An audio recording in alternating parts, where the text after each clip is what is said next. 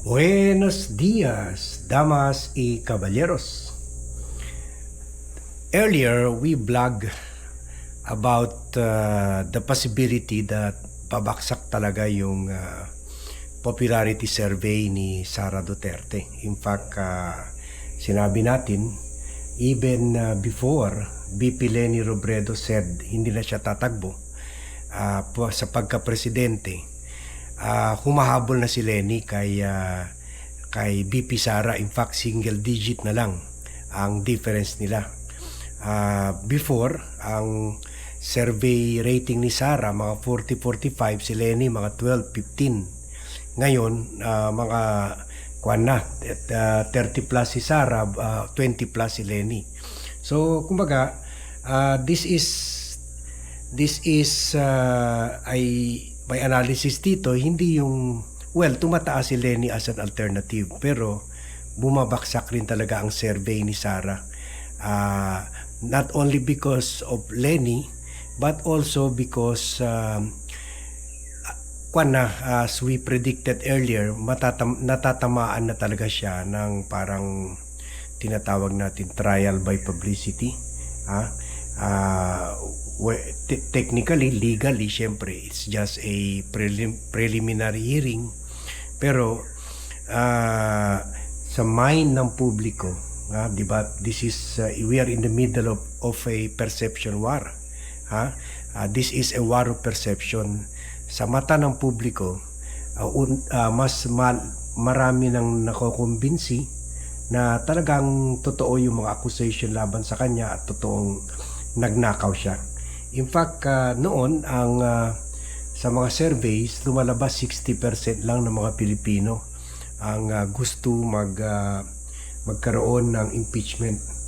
Pero ngayon, tumaas na ito sa 88%. Biro nyo, 88%, almost 90 na percent.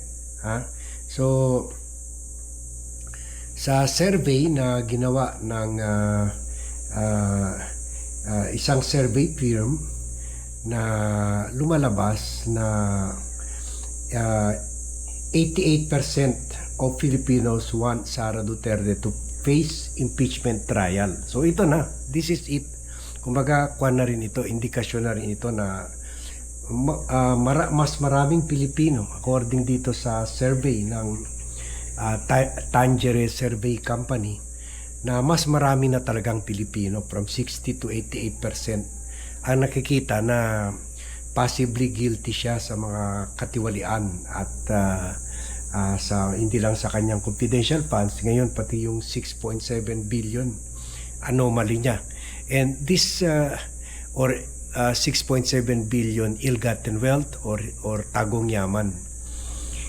Mind you, this survey ng Tangerine ay ginawa before lumabas yung very explosive testimony ni Madriaga, yung ruling ng COA na pinapabalik sa kanyang pera na ninakaw niya, at yung paglabas ng AMLAC report sa 6.7 billion na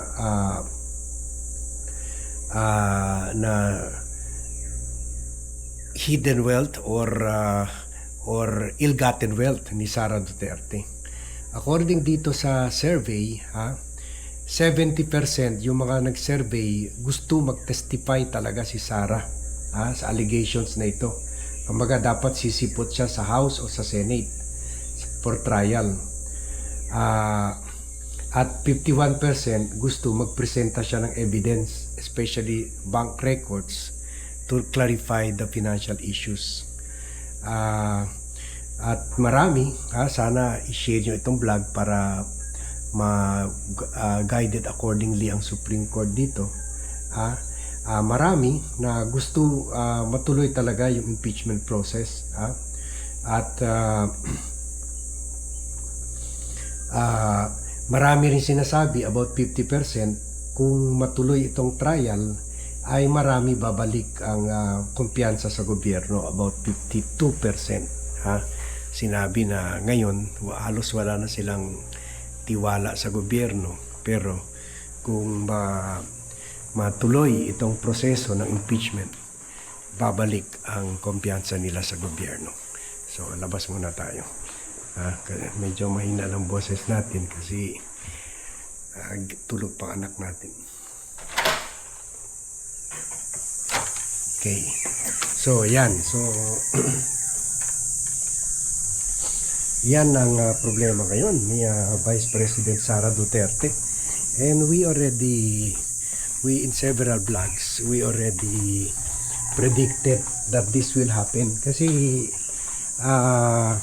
kung nakikita nyo ang pattern ngayon sa clarificatory hearing, mas nagsasalita na ang mga dokumento. Hindi na lang ito tulad ni Madriaga na tao-tao lang. Ito ngayon, the evidence is speaking. The evidence is talking. So nakikita ng tao na these are called independent figures. Kasi wala rin naman rason gagawa ng mag-imbento ng figures, mag-imbento ng reports ang COA nung sinabi nila na out of the 125 million, 73 million ay pagnanakaw at yung out of the 612 million confidential funds, 375 ay pagnanakaw. So they have no reason to do that. In fact, sa previous vlogs natin, sinabi natin na ngayon lang nga nagkaroon ng lakas ng loob ang COA to really tell the truth. 2022, 2023 pa nagganap ang itong klaseng kriminalidad, pero ngayon lang sila ginawang final ang desisyon na ito. Kumbaga noon pa nakita na nila na may katiwalian talaga dito, pero ngayon lang na pinatawag sila sa clarificatory hearing sa House. Ngayon nang nagsabi na sila nagginawa nilang final yung decision nila. So ganun yung AMLAC for 10 years. Tinago ng AMLAC ang katotohanan for 10 years. 10 years. From 2016, wala ni isa lang man sa AMLAC naglabas ng mga report, kinumpirma yung sinabi ni former Senator Antonio Trillanes, at hindi rin sila sumipot sa hearing ng Quadcom, ng Good Government Committee ng Kongreso, kasi hindi pa naman panahon, kasi pwede lang talaga nila ilabas yung mga data during an impeachment hearing. So yun na nga, thanks to the ruling of the Supreme Court, ando na nga, naganap na nga yung impeachment hearing. At dahil dito, yan, tuloy-tuloy na ito ang pagbagsak ng survey rating ni Vice President Sara Duterte. It will be downhill from here on. Pabagsak ng dumadaos-dos na. Pabagsak na to. And that's why, as we reported earlier, alam na kuha na rin ito, na anticipate na rin ito ng mga followers niya, ng mga political machinery. Kaya ngayon, panic mode sila, rushing to build the image of Pulong Duterte.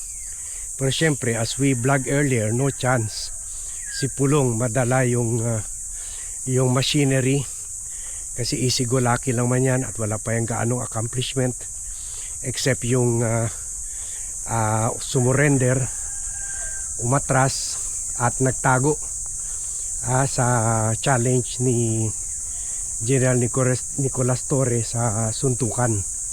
So yun lang, at saka yung mga love life niya, yun lang siya sumikat, si Baste Duterte. Syempre ngayon nag-iingay-ingay, pero wala yan, empty kwan yan si Duterte at least marami na siyang nagawa before he ran for president. Yun lang nga, medyo criminal in nature yung kaya nakilala siya bilang the Punisher. Pero pinaganda rin niya yung ekonomiya ng Davao. So at siyempre former prosecutor, former and a lawyer, o kahit pa paano, nakakuan yun, may puntos yun sa mga botante. Pero si Pulong wala ha. Kwan lang talaga, playboy na easy-go-lucky. So ni Senator hindi yan mananalo, let alone presidential position. So yun, this is the big problem ng mga Dutertes. 88%. Mas lalo na yan, haakyat pa yan after the revelation of the 6.7 billion ill-gotten wealth, nakaw na yaman ng mga Duterte, specifically sila Sara and her husband si Mans Carpio. So this is downhill from now on, from this point on, and Sara is slowly losing the grip on her presidential ambition. Kaya no wonder, no wonder she's looking for she's looking for a way out or exit out sa ibang bansa. No wonder she's seriously looking for a place to seek asylum, because her whole world is crumbling. So, ganito na muna tayo. Thank you very much everyone for watching. Good morning to all, and see you in my next vlog.